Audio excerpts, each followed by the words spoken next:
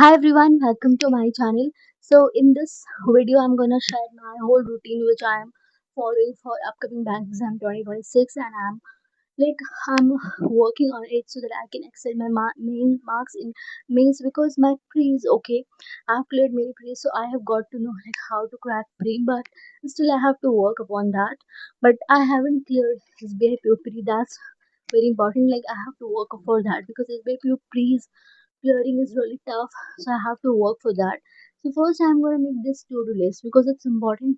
You have to set things in order which you want to do in the whole day. So I'm just making this. तो इसको बनाने के बाद I will think कि मुझे करना क्या होगा, तो इसमें मैंने शायद 8 चीज़ें लिखी होंगी. The eight things I have written down.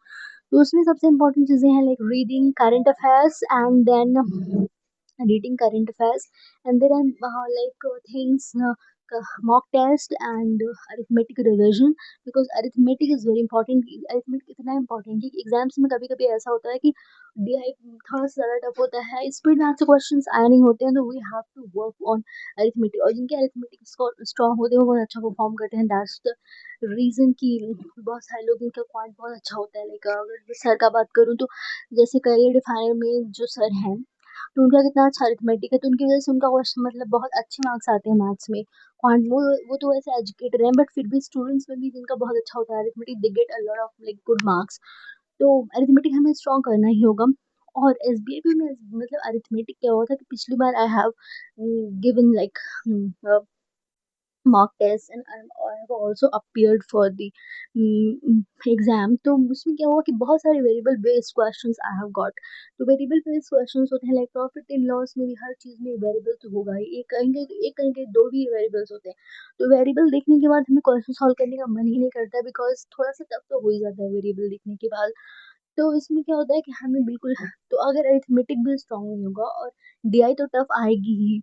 This is my final to-do list which I have made for today, like 4th of June. So first thing is of course the Hindu editorial reading, and then quant arithmetic revision, full length mock test as VP. Of course, it is like it's just I think 40 days left, so it's very important. And current affairs GA revision of previous day, and reasoning means sectional and syllabus means level. I think I will do this. Okay. So there are 8 things I have written down, but I think most important is for me for like for today is this one, like SBIPO mock test, because I think it's really important. Okay.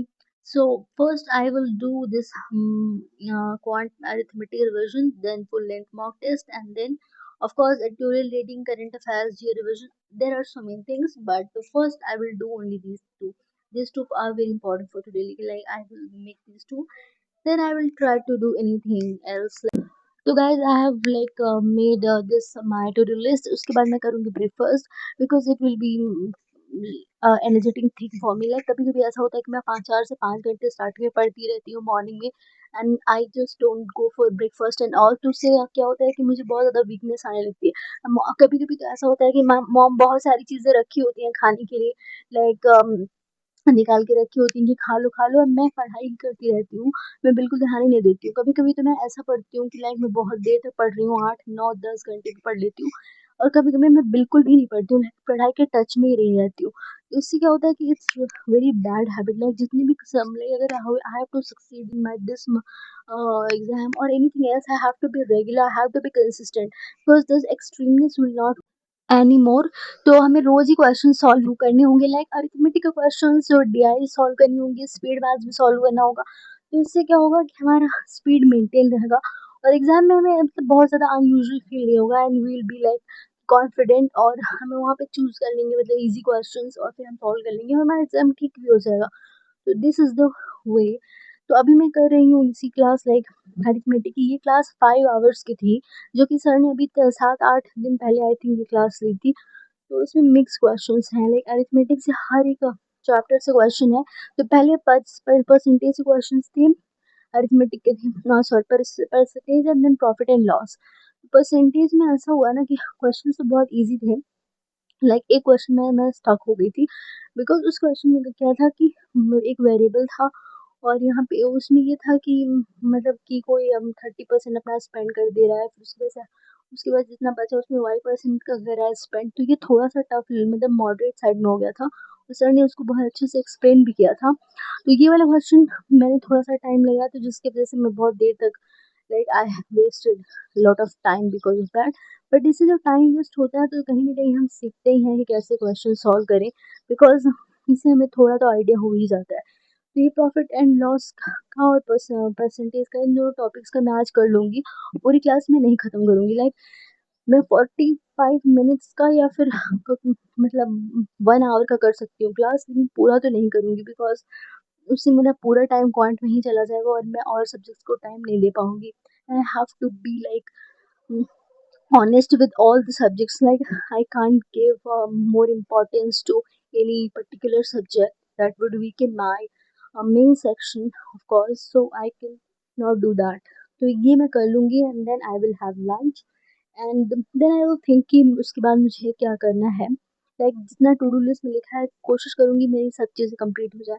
Otherwise फिर अगर नहीं होगी तो मैं demotivate हो जाऊँगी और एक गिल्ट भी रहता है। नेक्स्ट डे मैं बिल्कुल भी मोटिवेटेड भी नहीं रहूँगी।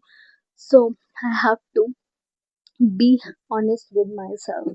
और ये वाली क्लास जो थी वैसे तो मतलब प्रीलिम्स क्वेश्चंस थे तो इजी ही था, लेकिन मैं बहुत टाइम बाद क्वांट सॉल्व कर रही हूँ तो मुझे थोड़ा सा टफ लग रहा था।